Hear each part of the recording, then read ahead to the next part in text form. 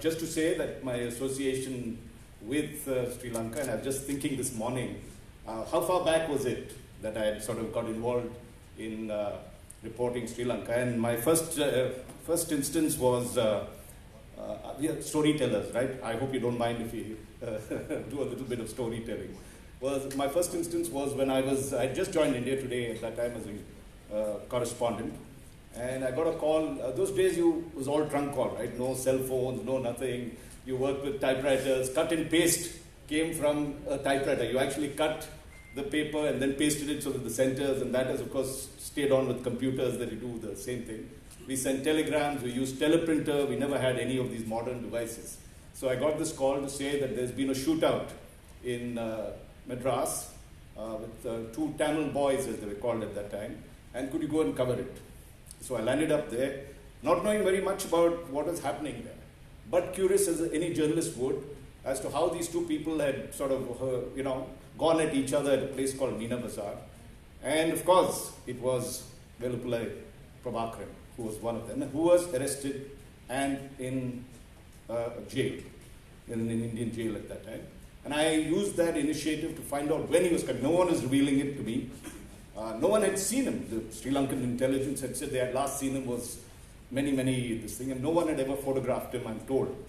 Because I went and somehow got an information as to what time he would come at the court. I stood on top of that, and I photographed Prabhakaran in handcuffs. And I can still remember when he saw me up, this was the Egmore court, and I've never seen someone so ferociously angry. He literally did this and looked at me and almost dropped my camera. I didn't know who he was, as he was, at that time, just as I said. And then subsequently, the entire Sri Lankan intelligence was after me to get the photograph, and I said, it's appeared in India Today, so there's nothing I can do. So that was my first encounter, and simultaneously, very strangely enough, the whole issue of refugees moving into the Mandapam camp in Tamil Nadu, and the fishermen issue.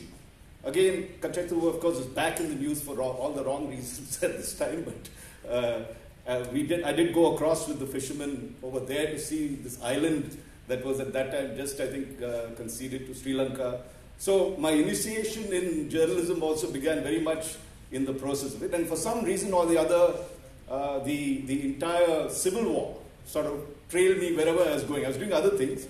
I got very interested, as I can see in my range of interest was, I thought politics had become a little boring or too easy to do because you went backslapping arrangements and with all the politicians. I used to cover the South as correspondent, so all the 4 states I could call up and meet any of the chief ministers I wanted to. So I said, this is not a challenge.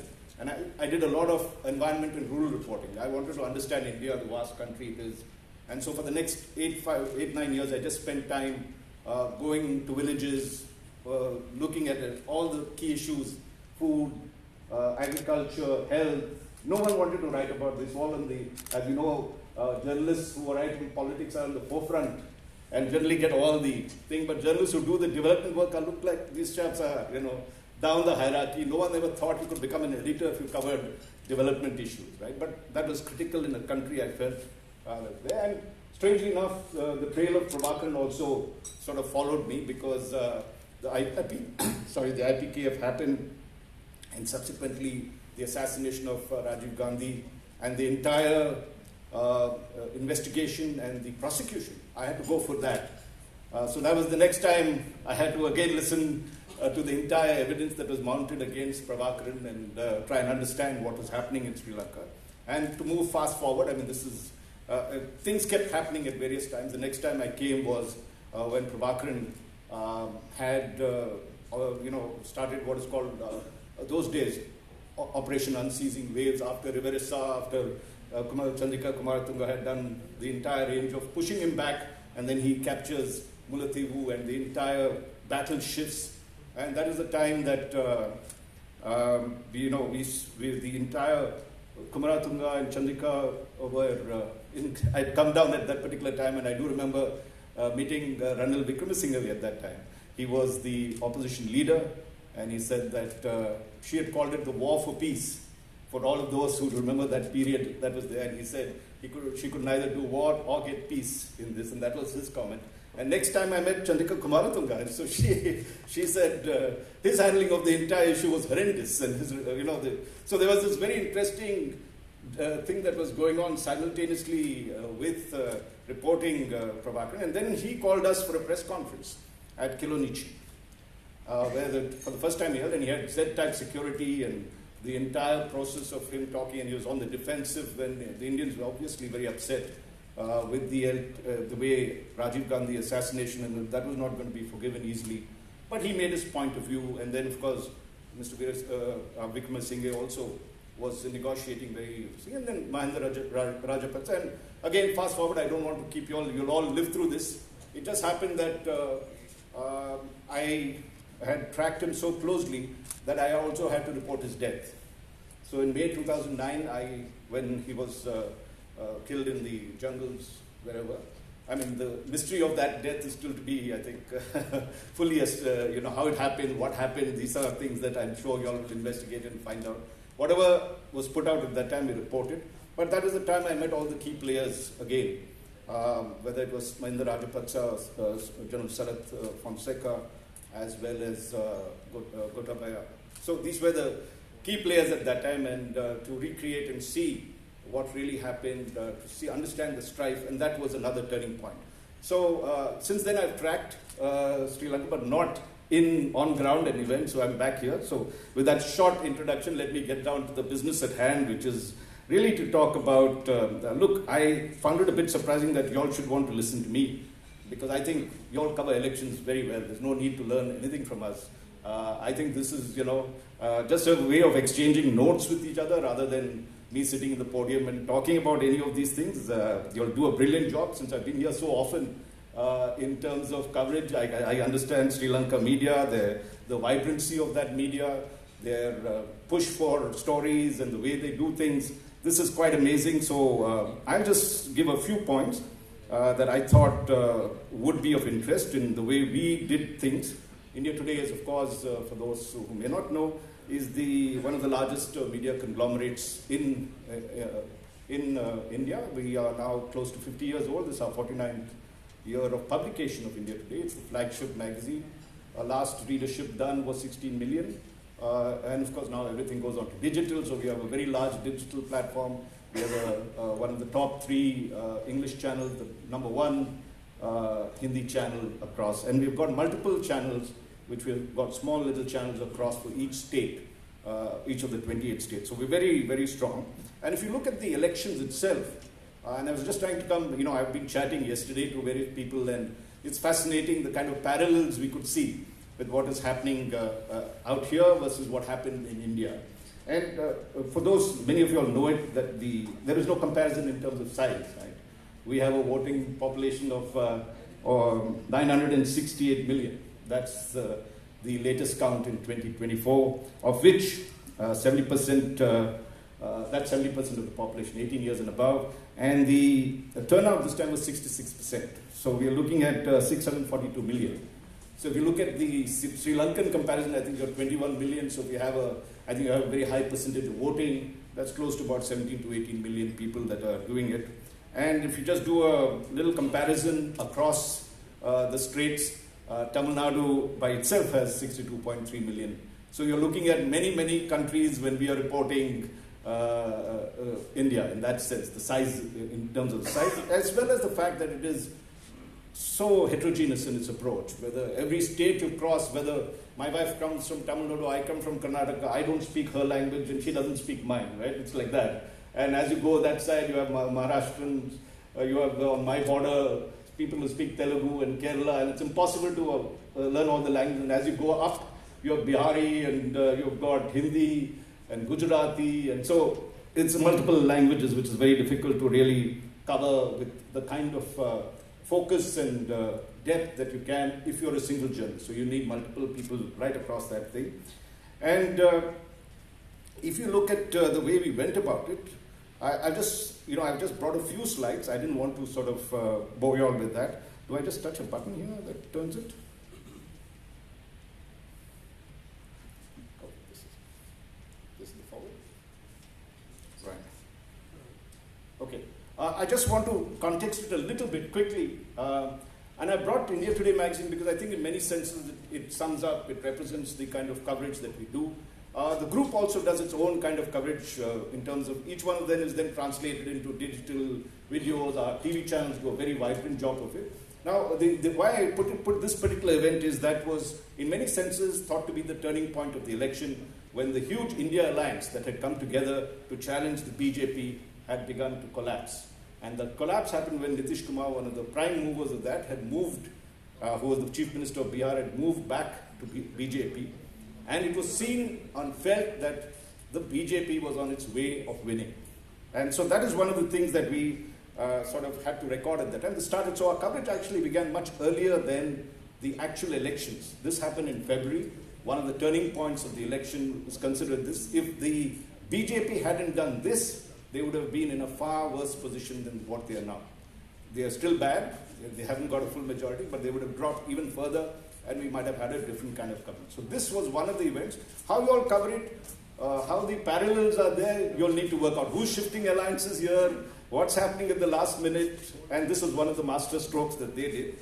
And if you go a little ahead, this is another issue that is engaging everybody, which is election funds. And this is a story that broke by February, which was thought to be another April actually, was thought to be another game changer because for the first time the Supreme Court had rejected the entire electoral bond system which the government of the Modi government, the central government had introduced in 2017 as a way of preventing the black money and all this unaccounted for money and trying to rationalize it and also to end victimization against businessmen because the way the fund was constructed, these bonds were constructed was that corporates would give money in an anonymous account to the State Bank of India and that would be transmitted to the party concerned. So the entire process is anonymous except that the SBI would get to know and someone else would get to know. But generally that the feeling was the victimization wouldn't happen.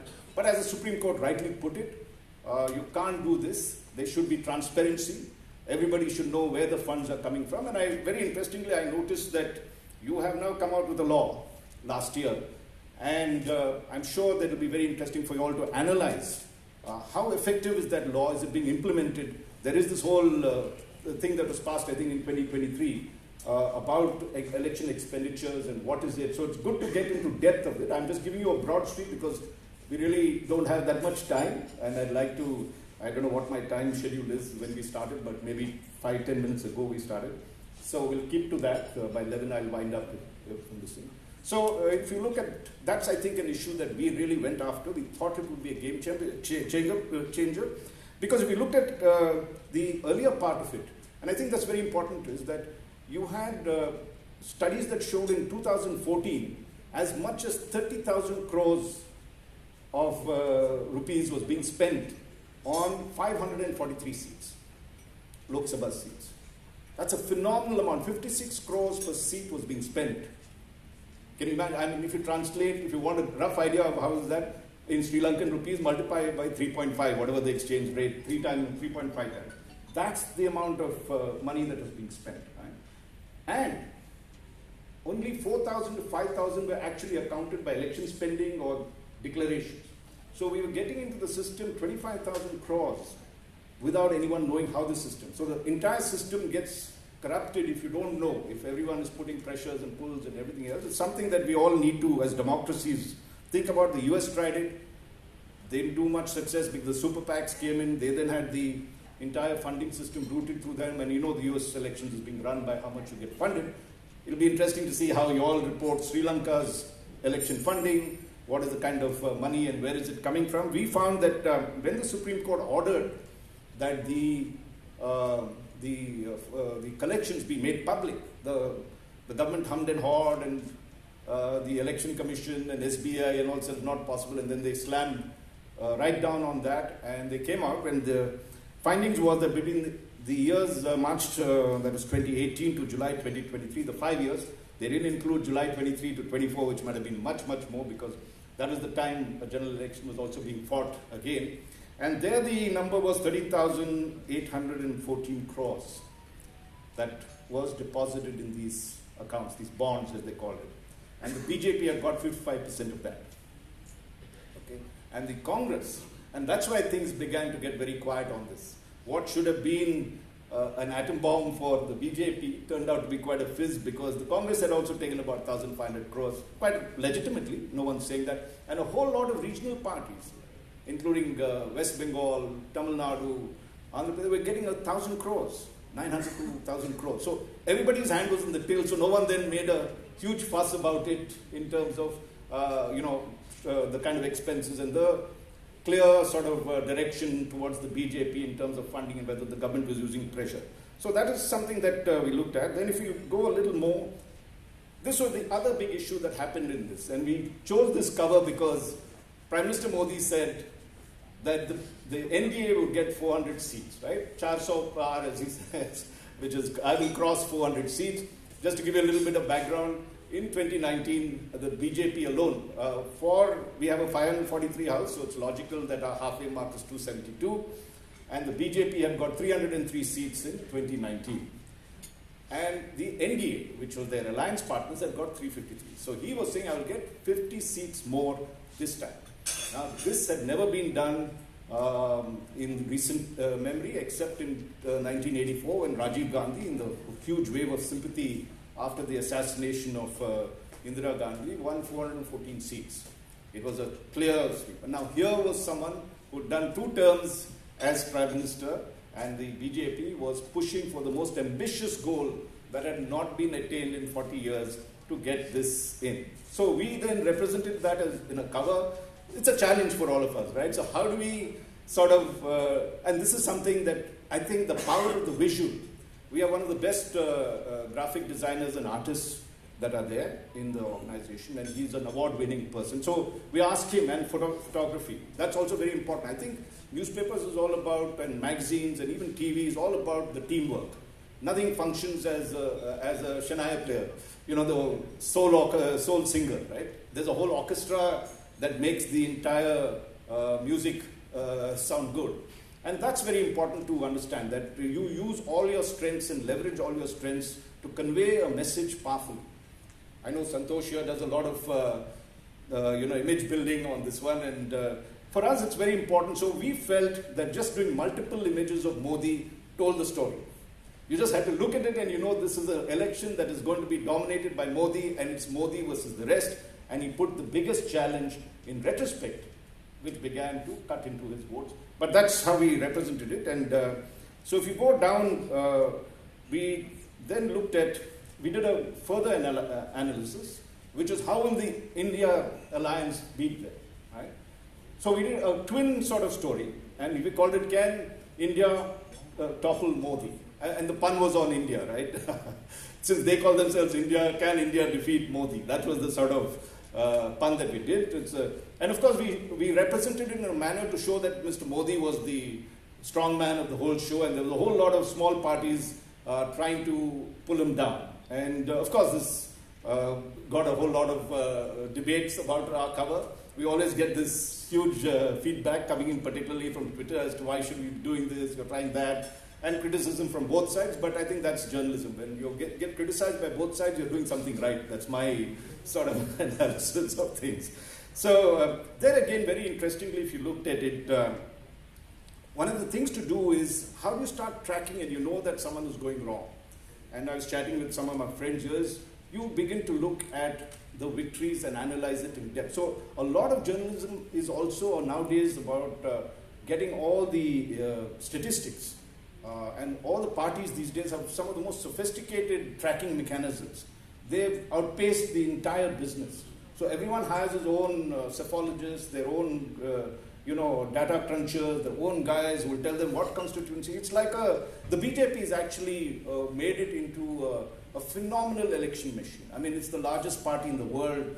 The amount of money they spend just analyzing every single constituency, every single voter. They've got booth committee voters right to the end of the booth, at the last mile and even the last inch of the of the election booth. They've got people out there. That's the kind of machinery that you're now fighting elections with. I don't know the parallels in Sri Lanka, but it'll be interesting to know.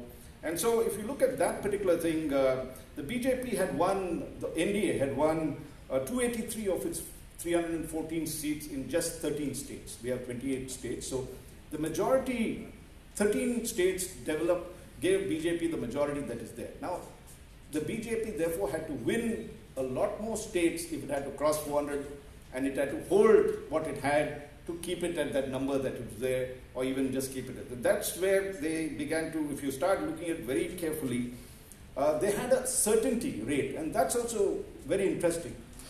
Because you can do a lot of this number crunching, but finally when it comes to the vote, you never know the voter. When they started the battle in April, at that time, they had in 224 seats, which they had won last time, a 50% vote share. Right? Anyone knows that to win 5% more, a swing of 5% is almost an impossibility when it comes to this. So they had started with an advantage of 224 seats. Why I'm telling you that is they finally win 240. So they had this phenomenal advantage, and he was trying to leverage that advantage and say, okay, can I do more of that? And if you examine their thing, and this is where I think it's very interesting to find out I'm sure you all must be doing this in terms of thing. The Americans have the swing states, right? So we looked at what we call the swing states that will determine the outcome. If you study these 3 or 4 areas, you know that there's going to be some surprises. Right? Whatever else the psephologists might say that, and if you look at India, Uttar Pradesh is our largest state, right? It has 80 seats out of the 543. Anyone who wins Uttar Pradesh handsomely is almost 1 foot into the door of getting Delhi. Here I would gather you have Colombo district, right? Which is must be 2.4 million voters or something like that out of your thing. So that's almost, and if you looked, I was looking at the cities which I'll come a little later, but I just wanted to tell you about India. So you have 80 seats there. The BJP had swept 62 seats last time, and with its allies, 64 seats in Uttar Pradesh. They were so confident with the Ram temple coming up in Ayodhya, which is located in Uttar Pradesh, that the surround sound of that would get them with ease. They thought this was a cakewalk. And that was a mistake they made, and our pollsters also made. They began to assume things in Uttar Pradesh which wasn't really on the ground. Our correspondent was saying, there's no way they are going to get anywhere close to that. The pressure was already building, but no one was listening. And the turning point happened not immediately, but towards the 5th, 6th, 7th. They had 7 rounds. For some reason, the BJP government wanted 7 rounds to go into this election. It's happened before, it's not unusual.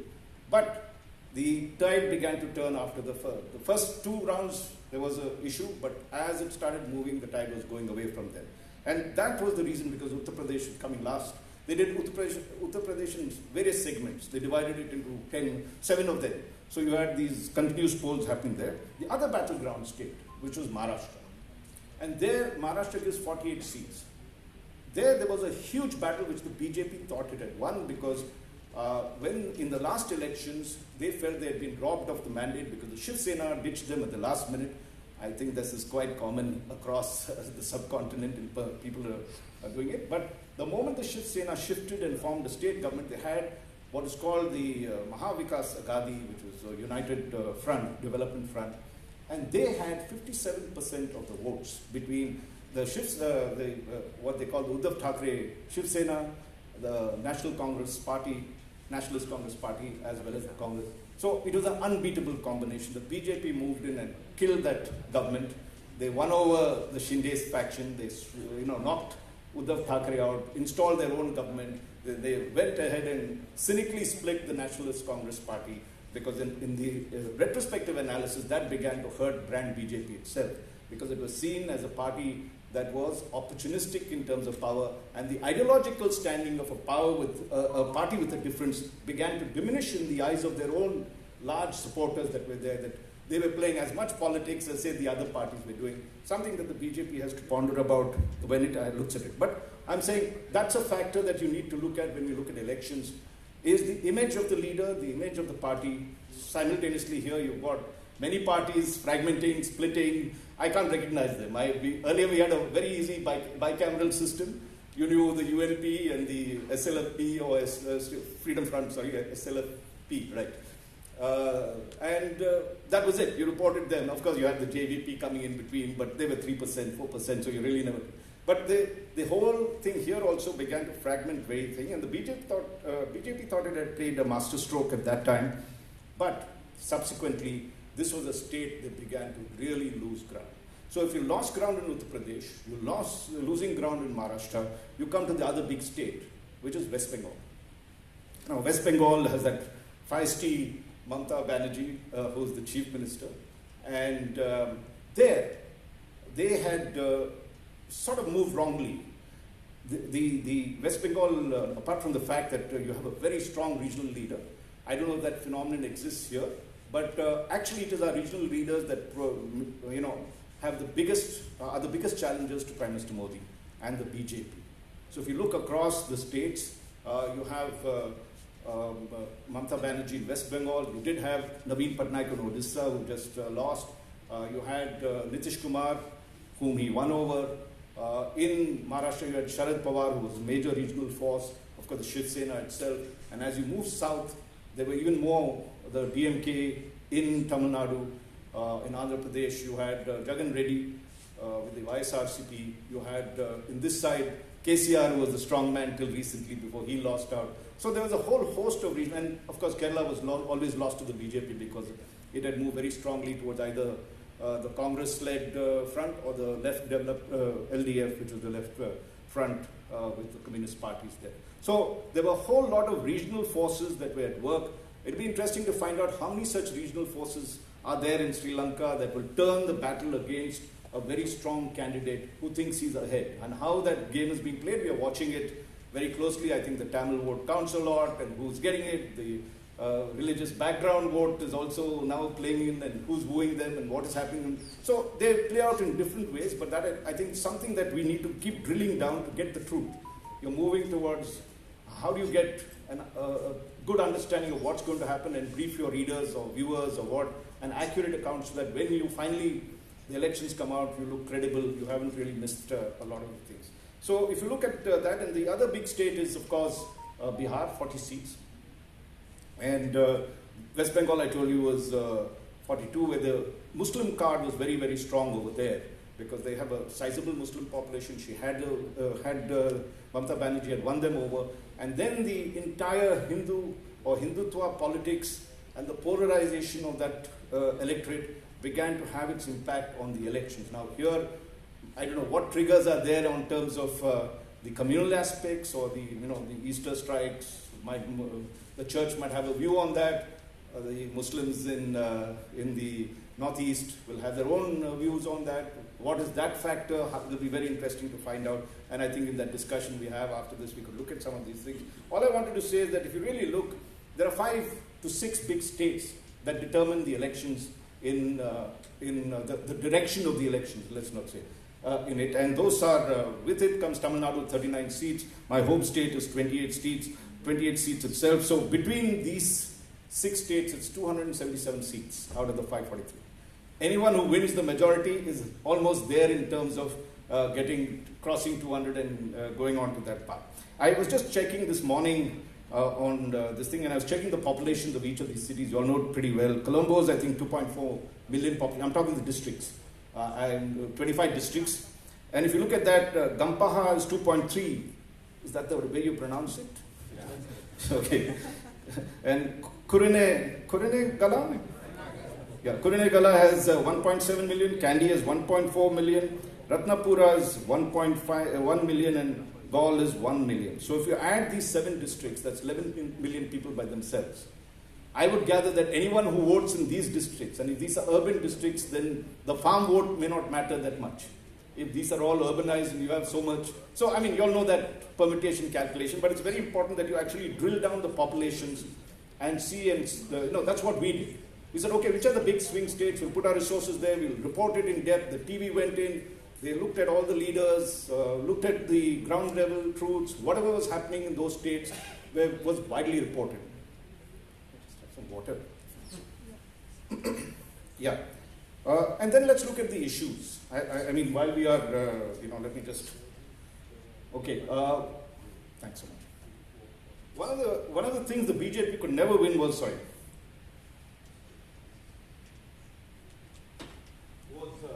Sri Lanka's immediate neighbor, the southern states. Right? And so we did this movie poster kind of thing. Everybody loves the movies, so we had all of them dressed in armor, as it was the classic RRR battle, and the famous Sengol, which was in there. Mr. Modi's holding that. So we made it a little more fun, right? Elections as fun, not necessarily just as serious people. And you have to have politicians who can take that sort of a thing, that they all dressed in this kind of, you see Rahul Gandhi, Stalin, all of them. And the idea was that the southern states together are about 132 seats. The BJP never wins, barring in Karnataka, any of these. And as long as they don't win in the south, they remain a pan-Hindu, Hindi heartland party rather than one that is also capturing the south in this one. So this is something we thought would look interesting. So not to go too much into detail, but I've already mentioned this one. And then if you look at the other factors that matter, and we looked at the youth. And I think this is a vote. What happened in Bangladesh, what happened here in Sri Lanka, what happened in Pakistan, what happened in Afghanistan, what happened in India, in many respects, it is the youth that are now driving the whole process of change. You cannot ignore this vote, and it is very important to understand what they want. And if you see how the votes have changed, and I'm sure you'll have similar issues, is that when we did the survey, the single most important factor that was determining the elections was unemployment. The second big factor was price rise, inflation. If you take a look and you combine the two here, I would gather that adds up to cost of living, which I think must be the number one issue that you all will be impacted with in Sri Lanka. And I would gather unemployment in some way, but a different kind of problems here, which I understand is a lot of people have moved out of Sri Lanka, and the impact of that, the vote of that particular thing, the numbers that come out from there, I'm sure they all get home votes. They all would vote at some point. What will be the impact of that has to be seen. So the thing about that is we kept tracking these, and that's very important. We had the Center for the Study of Developing Societies that brings out a report, one of the largest reports, just before every election, not an exit poll. So you use that as a tracking system. We do our own Mood of the Nation poll every 6 months. And that is a more accurate account. We give a seat prediction. But of course, we didn't give a seat, we did an exit poll for the seat prediction, which went wrong. But we have been tracking the Mood of the Nation now for, we started, it's now 23 years, 24 years. 20 years to be exact. We started in 2003, 21 years. So that Mood of the Nation poll gives us the kind of, we ask these questions. And we do it in age groups, and we do it in religion, and we do it in caste groups. So a lot more scientific thing, apart from ground feel. I trust the journalists, they do a great job on the ground, they get a feel. My own sense is, unless you go to the field, you will not be able to understand the dynamics of an election. And I do it very often. I traveled across the south in this, I went to the north, looked at a lot of constituencies, chose the constituencies I wanted to report on, and had, as an editor, also got a ground feel, apart from my team, my colleagues going across and looking at it. So that's very important. And if you go, if you look at some of the divides, and they begin to have an answer to it. The youth, for instance, highly disillusioned with the fact that they were not getting the jobs they wanted. And if you take a look at their own sort of, India's youth is 220 million voters. Okay, that's a lot of people. And if you take a look, that's 22% of the electorate. And they impact 97 seats, Lok Sabha seats. So anyone who ignores the youth will face problems, because straight away they're going to lose a lot of seats which they don't want to be losing. So I think that's very, very critical. And last time the BJP won a lot of the youth vote in 2019. It'll be interesting to do post-poll analysis, because many of the exit polls went wrong. What is the percentage of the youth that actually voted for the BJP and the Congress this time? The findings are that they probably won a lot less than what they did. Last time they won 41 seats, the BJP in 2019, Congress 19. This time I think it's probably even Stevens when it comes to the youth. And that was a constituency we see everybody's trying to woo at the moment. Moving quickly, we also did a very hardcore, and this is again, we wanted to treat things as not, so heavy. So economics, how do we do it? So we called it the hits and misses. And my colleagues in the art department came up with this fabulous idea of projecting the tiger on one side and a cat to represent the misses that was there. So the roar of the tiger and the meow of the cat, the soft meow. And so we did 10, very important, I think, particularly in these elections that you all have. I'd be very interested to know the scorecard of the Vikramasinghe establishment or the dispensation. How well has he done on the economic front, because that's the most critical front that's there. What is his thoughts for the future? So I would ask, and we asked all of them, what is your vision for India in the next 5 years? Where are you going to take us? Hard questions across every leader, so that their positions are known before you vote to them. I think that we owe it to the voters to brief them on the most important question that we have, which is this. Okay, I've got 8 minutes, let me.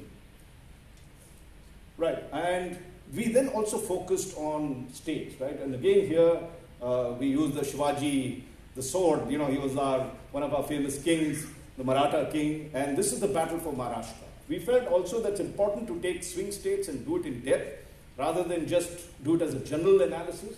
And since the battle had become very, very interesting, we were looking at not only the regional players, if you see, not only in Maharashtra, but also Tejasvi Yadav, who's doing extremely well. Of course, he didn't do that well when the final vote count came, but he was giving a massive challenge, and Mamata Banerjee, of course.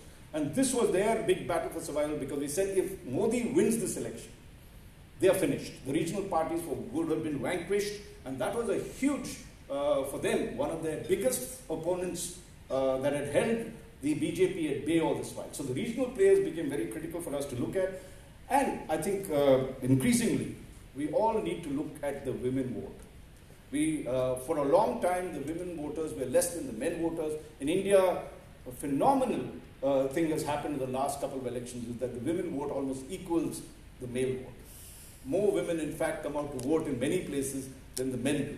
So we estimated that, I think the women vote, I have the figure somewhere in terms of percentage.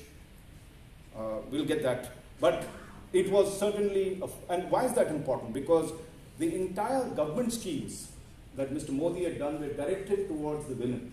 Whether it was the cooking gas, whether it was the food grains that they had for their, which we have, India runs one of the largest free food grain distribution things in the world, probably the largest. 80 crore people get food grain free. That's, 80 crores, 800 million, right?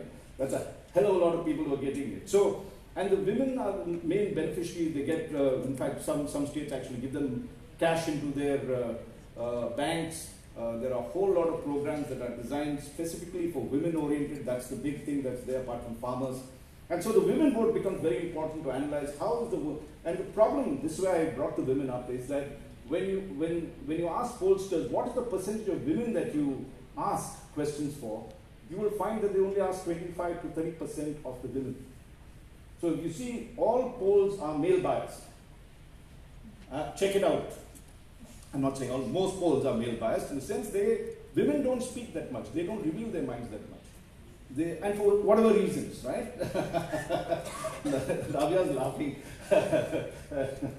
I see Utkal, she must be checking out if this is true or not, but we all know, okay. But the fact is that it's very difficult to get, for various reasons, an answer. And that begins to skew all polls, because now women have become such a decisive force in it. So it's something that you need to watch out, whether that's a phenomenon that happens in here. Then the religion factor that plays itself out. I was just looking at, for India, Muslims form 14%, and this had become a huge battle that was, one of the key constituencies that were being fought over in terms of their voting. And we have 200 million Muslims in India, which is, they form 20%. If you take a look at the constituencies, Muslims form 20% in 86 of the 543 seats. So they have a very decisive vote in 86 seats. And in 16 of these are above 50%. So they have a straight chance of winning. But these are spread only across 4 states, mainly UP, Bihar, West Bengal, and Maharashtra. And if you look, there is no proportionate representation happening in India. We have only 22 Muslims in 2014, which is barely 4.3%, went up to 28 in 2019, 4.9%, and is now down to 24 seats in 2024. So this factor began to have its huge impact as we began thinking. And why did they, very briefly, I will tell you, this is what became the turning point of the elections. And this was the battle for reservations. It surprisingly gave the opposition ammunition to diminish the entire BJP campaign. because one of the BJP MPs made this cardinal blunder of saying that these 400 seats that the BJP wanted was to change the constitution.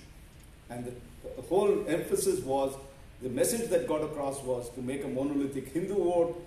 They would eliminate the caste reservations, and because of the divisions in the Hindu society based on caste, I'm sure you all have that same parallels here, whether we take it wherever we go, I guess.